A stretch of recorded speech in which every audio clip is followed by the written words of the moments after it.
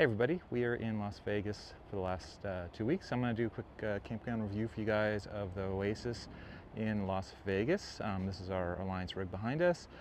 The road that you may not be able to see, it's like right here is Las Vegas Boulevard, and about 2 miles that way is Mandalay Bay, which is the edge of the Las Vegas Strip. So very convenient to the Las Vegas Strip. And let me kind of give you some quick highlights real quick. You're going to hear noise, probably like airplane noise. I'm looking for the airplane. It's up above me somewhere. Anyway, there's a flight pattern. It goes right over this place. I cannot find a time to record a video where there's no airplanes going overhead. So just expect when you're here, there'll be a lot of airplanes. So I guess immediate, negative check. But honestly, out of all the places in Las Vegas, this is the nicest campground that I found in Las Vegas, outside of maybe the motor coach only RV park that I can't go to because it's Class A's only, and obviously we have a fifth wheel. So I'd say go check that out if you have a Class A. But if you don't have a Class A, like you have a fifth wheel or travel trailer, by far the Oasis is the nicest campground in the Las Vegas area. It is not my preferred campground, however. My personal preference would be to stay at Lake Mead National Park, which is in Boulder. It's not in Las Vegas, obviously. However, we have family in Henderson, which is the nicer area of Las Vegas. To get to Henderson from Boulder, it's like 20 minutes. To get to Henderson from Oasis, it's like 5 or 10 minutes. To me, I would rather spend the 20 minutes and be out at Lake Mead. We have a video, I'll put it in the corner, whatever, you can click on it if you care about staying in Boulder. There's also a road that goes to North Las Vegas that you can drive through the National Park, and in 30 minutes, whatever, you can get into North Las Vegas. Very nice place. However, if you're interested in going down to the Strip, having a Benzer and taking an Uber home back to your camper, not Boulder. This is where you want to be. So anyway, let's talk about this place, not Boulder. And hopefully this doesn't sound too negative or anything, but like I was saying, this is the nicest one, okay? We've been to other campgrounds in Las Vegas. They're either in the ghetto or they're super nasty. So let's just talk about the ghetto, a little bit of Las Vegas. I'll throw a map on the screen so you can see it. Basically, there's North Las Vegas, which is 90% of Las Vegas in my mind. It's terrible. And then you have the other area, which is Henderson and Paradise, which are the nicer areas of Las Vegas. However, if you drive around Henderson, just to point this out, you can drive on almost any street in Henderson and you're going to see bars on windows or security doors, where they have the metal screen doors that are security proof on almost every single street. Okay, so it's really, really hard to call Henderson a high-end area if there's bars on windows. Okay, I'm sorry. It is, like I said, the nicest area of Las Vegas. It is far nicer than North Las Vegas. Okay, but it's not Scottsdale or Fountain Hills or any of the other I'm talking Phoenix, but any of the other really premier areas. So the campground here, I'm actually standing in the site next to us. You kind of can see it. They have pull-through sites, obviously, and I'll show you on the map where we're at. And they have back-in sites, as you can see, behind me too. But there's a lot of different categories of sites here. We actually spent the summer here. Yeah, it's gonna sound dumb, you don't want to spend the summer in Las Vegas. It gets 120 degrees. We spent the summer here. We were here for 3 months because we had some family issues going on this last summer. That was why you didn't see that many videos from us. And so we know the ins and outs of this campground a whole lot because we spent a long time here. So you're gonna hear a lot of griping and bitching and shit, unfortunately. Okay, so they have 2 pools. That's cool. One of the 2 pools is adults only, and then the other pool is the family pool. So you can go to an area where you don't have kids jumping on top of you nonstop. However, that doesn't mean that there's not going to be 18-year-olds that are jumping on top of you nonstop. It just means that it's more adult oriented. They have a hot tub, so it's really cool that they have that. They have a restaurant. The restaurant is only open certain days of the week, and the food of the restaurant to me is just okay. But that's just a Las Vegas in general thing to me. It seems like most of the restaurants in Las Vegas are just sort of okay. I have yet to find a single restaurant in Las Vegas that I think is top notch. And I'm not a food critic or anything. It just seems like the casinos have ran out most of the restaurants to me in my mind. Yeah, there are privately owned restaurants in Las Vegas, so I can't just say they ran them all out it's terrible. but it just feels to me like whatever, they have really diminished the quality of the food, or whatever it is. Maybe I'm being a little snobbish. Same thing with this restaurant. You go in and order like hamburger and fries. It's a hamburger and fries. Like, I mean, it's not going to amaze you, okay? It's pretty like basic stuff that they have in there, but it's nice and convenient that they have one right in the campground. That's like awesome. I would rather they have some kind of restaurant than they don't have a restaurant at all. So that's kind of cool. When you arrive here, there's these arches. I'll like put a little video or a screenshot at the entrance. Be very, very careful at those arches. Don't make the turn too tight, or you're gonna like bump into them. I don't know why those arches are there. I guess they look pretty or something like that. I think it's kind of dumb. For us, we pull in way, way far forward to make a kind of a tight turn at the end, to make it so we are totally clear of those arches. So just keep your eye out on the arches if like you're new to camping. Then they have security at the front desk, at the front gate, obviously.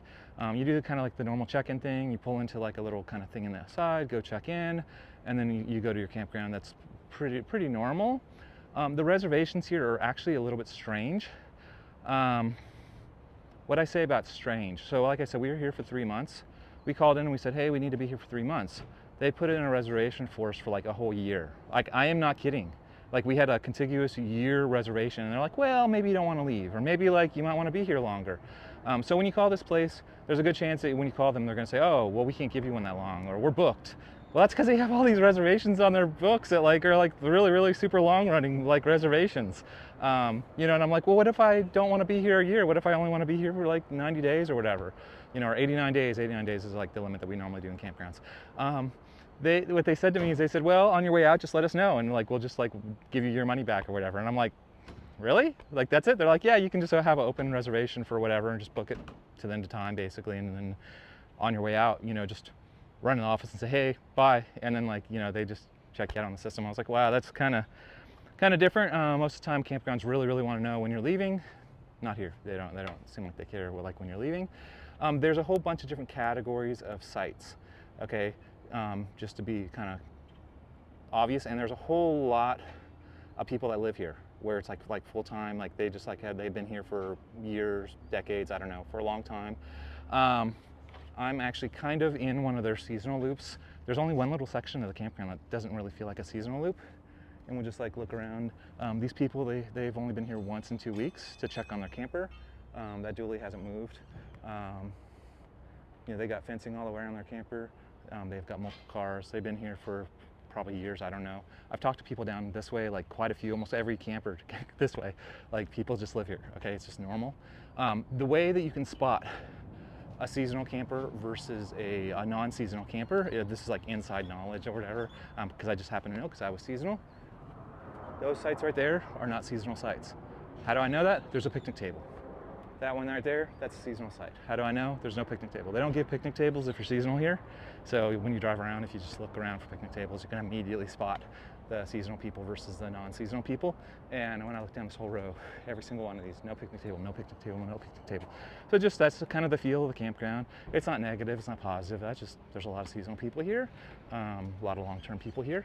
They do make you move your camper if you're long-term. Wow, I've been talking a long time. It's 8.5 minutes. I haven't really said much. But that's sort of how it is. Grass. They have grass in some of the sites. Like this site right here, we have grass.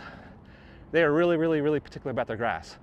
You're not allowed to put stuff on the grass. You're not allowed to park on the grass. You're not allowed to like put your chairs on the grass, barbecue grill on the grass. Don't touch the grass. So you're like, Nathan, that's most of my site. What do you mean don't touch the grass? Yeah, they're very particular about their grass. You can maybe sit on it for a little while, but don't leave the chair on it, or like when the security guard comes by, he's gonna bid you out. Like, they're real protective of their grass. However, with that said, the Nevada state code is requiring them to remove all the grass. They can only have functional grass in the campground due to water constraints.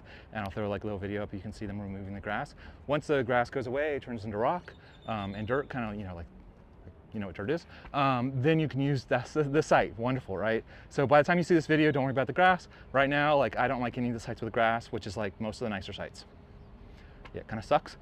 We stayed in the back for like, and I'll throw some video footage of that, up for, like I said, the 3 months. There was no grass back there.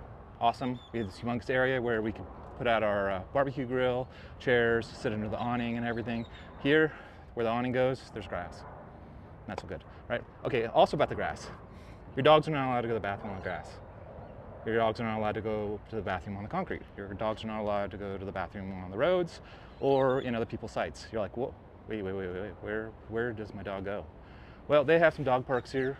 They expect that your dogs only go to the bathroom in the dog parks. And a lot of people here complain about that, but that's just how it is. So, you know, you get your dog out of the camper first thing in the morning, and then you take them a quarter of a mile to the dog park. Not kidding, like most of them are about a quarter mile away from wherever you're camping at. They do have quite a few dog parks distributed throughout the campground, but there's not going to be one right at your door, obviously. And then, you know, they can go like in the dog park, you pick it up, throw it away or whatever, and then you can, whatever, that's it. So there's quite a few people that do not like that about this campground, but that's how it is. And like I said, this is the nicest one in all of Las Vegas. This is where you want to go, okay? I'm not trying to tell you, like, don't come here. I'm just telling you that's how it is, okay? The checkout process seems pretty easy. The check-in process seems pretty easy. They have these poles and trees that I really don't like here. They really bother the shit out of me. I'm just gonna like walk over here. We have one on our side right here.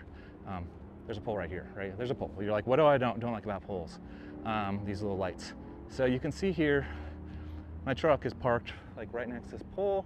My camper's there. The road is kind of tilted this way. It's kind of hard to see. Maybe I'll like step forward just a little bit. Obviously, I'm gonna have to pull forward and turn to leave.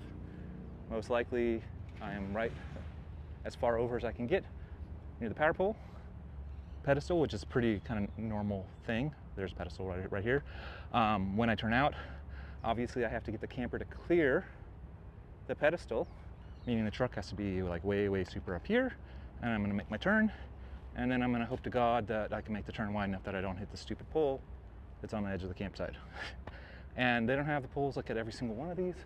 It's kind of random, but they're putting in trees in now that like are basically the same exact thing. And I know that it's not just me, because like if I turn around, you're gonna see, let's see, right around here somewhere, whatever, there's a pole, right?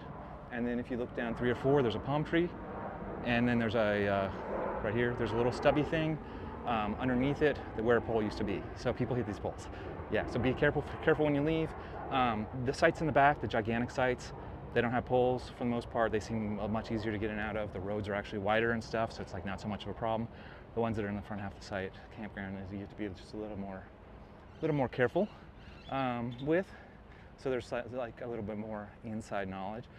But yeah, it's in a great position. Like this campground, it's like great position. It's just like 2 miles from the strip, Mandalay Bay, super easy to get in and out of. There's restaurants in the area, but they're kind of fair. There's a Bass Pro Shop like right nearby, like there's like Best Buys, all that kind of stuff nearby because you're in the middle of Las Vegas, obviously. However, once again, it's mainly location and the fact that you're not sitting right in the middle of a ghetto. Like I said, they have pools, they have a restaurant, they have a store. Oh, you can receive packages here, post office, and that kind of thing. However, be forewarned, they have very strict hours on when you can get your packages from them and when they process the packages. What does that mean, right? So UPS shows up, say like 3 o'clock in the afternoon, 4 o'clock in the afternoon, like they do sometimes. They put the boxes like in a little mail room, and then the boxes sit there overnight. You come in the first morning, you come in and you say, hey, can I have my box? They'll say it hasn't been processed yet. Like somebody hasn't written their name on the side of it. Come back tomorrow. You come back tomorrow, like say when they first open at like 10 o'clock in the morning or something, and they'll tell you, oh, sorry, we haven't processed it yet. The people just got here. Yeah, so sometimes it adds an entire delay, like a whole day, one whole day delay on getting packages here. Just be aware of that. Like if you're going to be here overnight, like probably don't ask to have a package received. If you're going to be here for a week or two, like no big deal that you have to wait an extra day to get your package. But that's just it happened a lot when we were here. It happened so much I started getting really super annoyed by it. But that's how it is. They want to process the packages, put your name on it, have you sign a form. So it's very secure, very secure. Just a little kind of delay. We have her brother lives in Las Vegas. We just send the packages to her brother because it's much easier for us to just go pick them up like at her brother's house. Because then like when they arrive, we can go get them. We don't have to like wait this whole campground thing. They do Amazon here. They do USPS. They do FedEx, all the kind of delivery. It's all like, that's wonderful. If you have prescriptions that show up, they will go back there and get you a prescription. That's the only exception that they have to the rule of waiting for it to get processed. Prescriptions, there's no incurred delay to go get a prescription. But that's 15 minutes. That's probably more than enough that you wanted to hear about Oasis. But like I said, they have different categories of sites, and it just really depends on where you go.